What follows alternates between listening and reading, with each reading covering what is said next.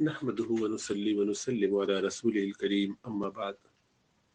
سب سے پہلے تو دل کی گہرائیوں سے آپ کے ان رشتہ دار کے لیے دعا ہے جو ہماری دینی بہن ہے کہ اللہ سبحانہ و تعالیٰ نے ان کو ایک بڑے امتحان میں ڈالا۔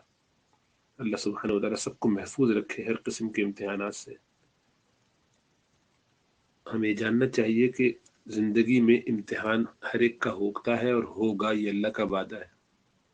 ایمان کی جانچ اسی بنیاد پر ہوتی ہے۔ اس میں ایک بڑی چیز یہ ہوتی ہے کہ اولاد دنیا سے چلی جائے کسی کے سامنے تو والدین بالکل ختم ہو جاتے ہیں، لیکن اس سب کے لیے ہمیں سب سے پہلے رجوع اللہ کرنا ہوتا ہے، اللہ کی طرف ہی جانا ہوتا ہے۔ اللہ سبحانہ و تعالیٰ ہی ہمارے غموں کے لیے مداوا بن سکتے ہیں، بنا سکتے ہیں، اس غم کو دور کر سکتے ہیں، تکلیف میں اطمینان دلا سکتے ہیں۔ اور اس میں یہ سوچنا چاہیے سب سے پہلے کہ جو تکلیف اللہ نے دی ہے، اللہ کریم ہیں، بادشاہ ہیں، حکیم ہیں، جانتے ہیں اس میں کیا حکمتیں ہیں، کیا اس کے فوائد ہیں۔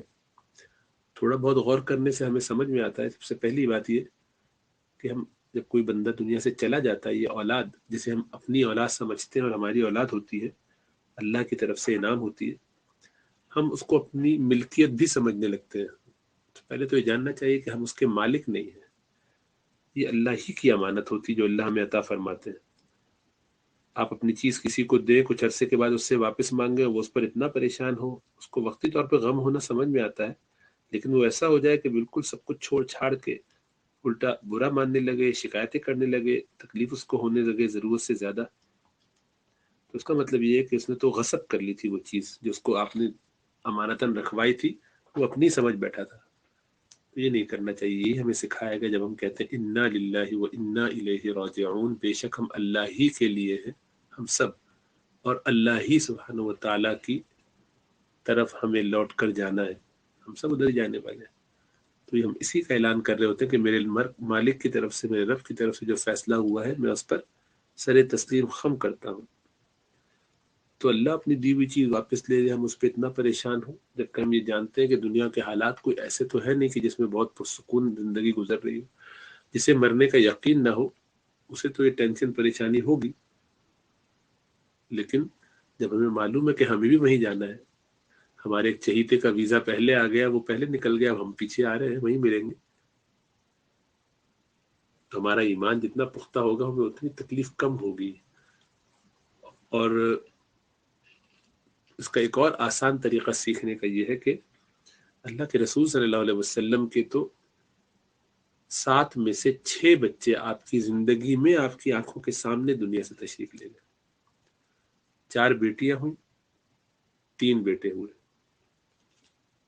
چاروں کی چاروں بیٹیوں میں سے 3 بیٹیاں آپ کی آنکھوں کے سامنے دنیا سے چلی گئیں۔ 3 بیٹے تینوں کے تینوں آپ کی آنکھوں کے سامنے آپ نے خود ہی دفنائے۔ ایک بیٹی حضرت فاطمہ رضی اللہ تعالی عنہا اور رضی اللہ تعالی عنہم اجمعین، وہ آپ کے بھی دنیا سے جانے کے 6 مہینے بعد وہ بھی چلی گئی، اور ان کو آپ نے پہلے سے بتا دیا کہ بیٹا تم مجھ سے آ کے ملنے والی ہو قریب، تو وہ مسکرائیں۔ تو جس نبی کے ہم ماننے والے ہیں ان کا امتحان تو اس حوالے سے سب سے بڑا ہوا۔ آدمی کو فوراً یہ سوچنا چاہیے کہ جس بزرگ ہستی کے لیے اللہ سبحانہ و تعالیٰ نے ہمیں یہ پورا دین دیا ہے، پورا نظام سکھایا ہے، طریقہ بتایا ہے، اس چہیتے کے لیے اللہ سبحانہ و تعالیٰ نے جنت جہنم کی تعلیف ساری باتیں، اس کے واقعات، اس کے احوال واضح کر کے نازل کیے، آخرت کے سارے منازل احوال سکھائے، بتائے، سمجھائے، تاکہ ہم انسان اس کو سیکھ لیں، ان کے ذریعے سمجھ لیں اور سمجھ کے اپنی زندگیوں کو صحیح کر دیں اور شیطان سے دھوکہ نہ کھائیں۔ جن کو جنت کی سیر کرائی گئی، جن کو دکھایا گیا کہ سارے معاملات تھے، جن کو وہاں پہنچایا گیا جہاں جبریل نہیں جا سکتے تھے، باقی انبیاء کی امامت میں ان کو کھڑا کیا گیا، جو ان کے سب سے چہیتے ہیں، مخلوق میں سب سے زیادہ محبوب ہیں، ان کو یہ تکلیفیں امتحانات آئے تو ہم آپ کیسے ہیں؟ ہم کس کھیت کی مولی ہیں؟ ہمیں کس بنیاد پر یہ خیال ہو رہا ہے کہ ہمارے ساتھ ایسا نہیں ہونا چاہیے تھا؟ نعوذ باللہ، گویا ہم یہ کہہ رہے کہ زیادتی کی گئی۔ اللہ تو قرآن میں فرماتا ہے لا یکلف اللہ نفسا الا وسعها، اللہ کسی کی برداشت سے زیادہ اس کو آزمائش پہ ڈالتے نہیں. تو ہم اگر ہمت نہیں کرتے تو ہمارا قصور ہے، ہم سے برداشت نہیں ہوا تو ہمارا قصور ہے. ہمیں چاہیے کہ اس میں اپنے آپ کو رسول اللہ صلی اللہ علیہ وسلم کے اسوے سے وابستہ کریں، ان کی تعریف، ان کی تعلیمات سے وابستہ کریں، ان کے بارے میں پہچانیں کہ وہ کس طریقے سے زندگی گزار کے گئے ہیں، انہوں نے کیا کیا. آنکھوں سے آنسو جاری ہوئے، اولاد کے انتقال پر زبان سے کوئی شکوہ شکایت نہیں کی. جب ہم غم کر کے بیٹھ جاتے ہیں، ڈپریس ہو جاتے ہیں، سب کچھ چھوڑ دیتے ہیں، کٹ جاتے ہیں لوگوں سے، ہر وقت یہی باتیں اور رونا دھونا کرتے ہیں، تو اس کا مطلب ہے ہم یہ کہہ رہے کہ ہم اللہ آپ سے ناراض ہے، آپ نے ہمارے ساتھ اچھا نہیں کیا. نعوذ باللہ، یہ وفاداری ہے، بے وفائی ہے. اللہ سبحانہ و تعالیٰ تو کبھی کسی کے ساتھ زیادتی ظلم نہیں کرتے. اللہ تو سب پر کرم فرماتے ہیں، ہمیں سنبھالنے کے لیے، سجانے کے لیے، چمکانے کے لیے ایسی تکلیفوں میں ڈالتے ہیں. کل یہی بچہ آپ کو جنت میں جب بلائے گا، لے کے جائے گا، اس پہ صبر کرنے کی وجہ سے جب جنت کے پروانے لکھے جائیں گے تو آدمی کہے گا کاش میرے سارے بچے اس طرح چلے گئے ہوتے تو سب مجھے جنت میں بہت اونچی جگہ پہنچا دیتے.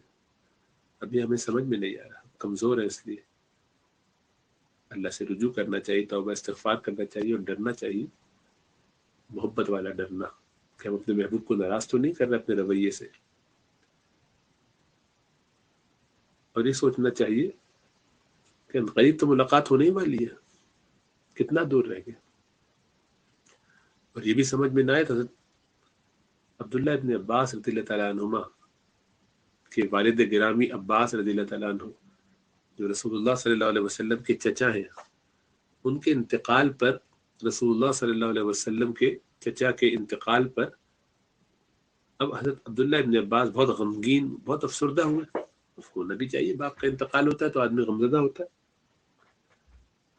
تو اس غم کے موقع پر بہت تکلیف جب ان کو تھی تو خود فرماتے ہیں کہ ایک بدو نے ایسی تعزیت کی کہ جیسی تعزیت کسی نے نہیں کی. تو اس نے کہا کہ اصبر نکن بک صابرین، اصبر نکن بک صابرین فانما صبر الرعیت بعد صبر الرأس خیر من العباس صبرک بعد واللہ خیر منک للعباس. یہ اس نے تعزیت کے 4 لائنیں، 2 شعر پڑھے کہ اصبر، کہ عباس رضی اللہ تعالیٰ عنہ کے انتقال پر غمزدہ عبداللہ ابن عباس، ان کے بیٹے، آپ ہمارے بڑے ہیں، آپ اب علاقے کے ذمہ دار ہیں، آپ صحابی رسول ہیں صلی اللہ علیہ وسلم، تو آپ غمزدہ ہیں، تو اصبر، صبر کیجئے. نکم بک صابرین فانما، تو ہم بھی آپ کے ساتھ صبر کر پائیں گے. ہم سارے جو رعایا کے لوگ ہیں، عام لوگ جو ہیں، ہم صبر اس وقت کریں گے جب آپ ہمارے بڑے ہیں، آپ صبر کریں گے. کیوں؟ فانما صبر الرعیت بعد صبر الرأس، کیونکہ رائی، عوام صبر کرنے والے اس وقت بنتے ہیں جب ان کے لیڈر، ان کے بڑے صبر کرتے ہیں. آپ امیر ہیں، آپ بڑے ہیں، آپ صحابی رسول ہیں، آپ صبر کریں گے تو ہم صبر کریں گے. پھر فرمایا کہ خیر من العباس صبرک بعد، عباس رضی اللہ تعالیٰ عنہ آپ کے لیے بہت اچھے تھے، لیکن ان سے زیادہ اچھا آپ کے لیے آپ کا صبر کرنا ہے ان کے جانے کے بعد. وہ تو دنیا سے چلے گئے، آپ کے ساتھ ہوتے تو اچھا تھا، لیکن اس سے بھی اچھا یہ کہ وہ آپ سے تو چلے گئے، آپ اس پر صبر کریں گے تو اجر ہی اجر پائیں گے. انما یوفی الصابرون اجرهم بغیر حساب کی طرف اشارہ کر دیا، جو اللہ نے فرمایا کہ جو لوگ صبر کرتے ہیں ان کو بے حد و حساب اجر ملتا ہے. پھر فرمایا کہ واللہ، اور اللہ سبحانہ وتعالی خیر منک للعباس، اور ایسا نہیں کہ آپ صبر کریں گے تو آپ کو تو بہت اچھا ملا، بہت فائدہ ہو گیا. عباس رضی اللہ تعالیٰ عنہ ہوتے اور آپ ظاہر بات ان کے نہ جانے کی وجہ سے، ساتھ ہونے کی وجہ سے صبر نہ کرتے تو آپ کا تو اسٹیٹس بہتر ہو گیا. لیکن اسی طرح عباس رضی اللہ تعالیٰ عنہ جو دنیا سے چلے گئے ہیں، آپ کے والد آپ سے دور ہو گئے ہیں لیکن اللہ کے قریب ہو گئے، تو اللہ ان کے ساتھ ہے، وہ اللہ کے ساتھ ہے.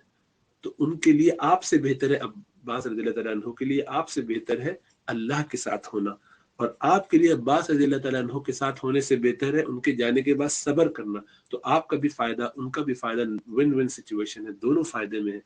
تو یہ اس نے شعر پڑھا، کیا کہا؟ اصبر نکن بک صابرین فانما صبر الرعیت بعد صبر الرأس خیر من العباس صبرک بعدہ واللہ خیر منک للعباس. تو بس یہ ہمیں نصیحتیں یاد رکھنی چاہیے. عبداللہ ابن عباس رضی اللہ تعالیٰ عنہ فرماتے ہیں کہ ایسے بدو سے زیادہ اچھی تعزیت میری کسی نے نہیں کی. بہت تسلی ہوئی. اللہ ہم سب کو بھی ایسی تسکین عطا فرمائے، سکون عطا فرمائے. جیسا عرض کیا کہ آزمائش بڑی ہے، گھر والا کوئی چلا جاتا ہے، دکھ ہوتا ہے، غم ہوتا ہے، لیکن اس غم کو منانے کا ایک طریقہ ہے.